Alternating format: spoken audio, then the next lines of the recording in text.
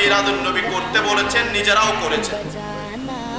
আমি যদি বলে আপনাদেরকে, বর্তমান 1400 শতাব্দী চলছে, নবীজির প্রথম শতাব্দী থেকে যদি আমি হিসাব করতে যাই, প্রত্যেকটা শতাব্দীতে যে ইমামগণ জমহুর উলামায়ে কেরাম ছিলেন, ওই প্রত্যেক উলামায়ে কেরামও মিলাদুন নবী করেছেন এবং ওনার প্রত্যেকটা বক্তা মুরিদদেরকেও মিলাদুন নবী করার জন্য উৎসাহিত করেছেন।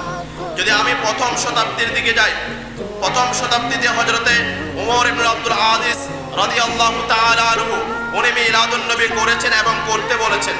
দ্বিতীয় শতাব্দীতে হযরতে হাসান বসরি রাহমাতুল্লাহি আলাইহি উনি নিজে মিলাদুন নবী করেছেন এবং করার জন্য উৎসাহিত করেছেন। তৃতীয় শতাব্দীতে জুনাইদ আল বাগদাদি রাহমাতুল্লাহি আলাইহি উনি মিলাদুন নবী করেছেন। চতুর্থ শতাব্দীতে ইমাম গাজযালি রাহিমাহুল্লাহ উনি মিলাদুন নবী করেছেন এবং করার জন্য উৎসাহিত করেছেন। পঞ্চম শতাব্দীতে আব্দুল কাদের জিলানী রাদিয়াল্লাহু তাআলা আনহু উনি মিলাদুন নবী করেছেন এবং করার জন্য উৎসাহিত করেছেন।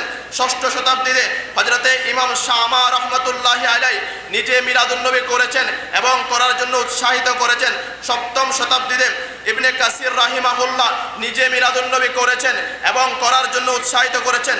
অষ্টম শতাব্দীতে হযরতে জালালউদ্দিন সুয়ুতি রাহিমাহুল্লাহ, হযরতে ইবনে হাজার আসকালানি রাহমাতুল্লাহি আলাইহি, হযরতে ইবনে হাজার হাইতামি মক্কি রাহমাতুল্লাহি আলাইহি তিনি মিলাদুন নবী করেছেন এবং করার জন্য।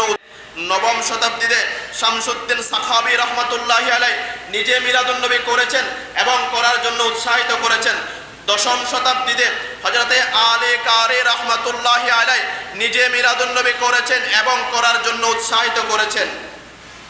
একাদশ শতাব্দীতে হযরতে আব্দুল হক মুহাদ্দিসে দেহলভী রাহমাতুল্লাহি আলাইহি এবং মুজাদ্দিদে আল ফিসানি রাহমাতুল্লাহি আলাইহি দুইজন সংস্কারক একইভাবে মিলাদুন নবী করেছেন, করার জন্য উৎসাহিত করেছেন। দ্বাদশ শতাব্দীতে হযরতে ইউসুফ নাবাহানী রাহমাতুল্লাহি আলাইহি মিলাদুন নবী করেছেন এবং করার জন্য উৎসাহিত করেছেন।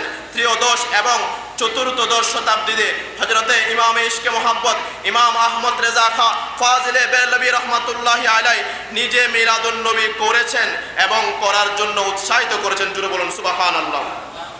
প্যারে হাজিরিন, ওনারা যাদের নাম আমি বললাম, প্রত্যেকটা শতাব্দীতে এনারা সংস্কারক হিসেবে ছিলেন, ইমাম হিসেবে ছিলেন, জমহুর উলামায়ে কেরাম হিসেবে ছিলেন।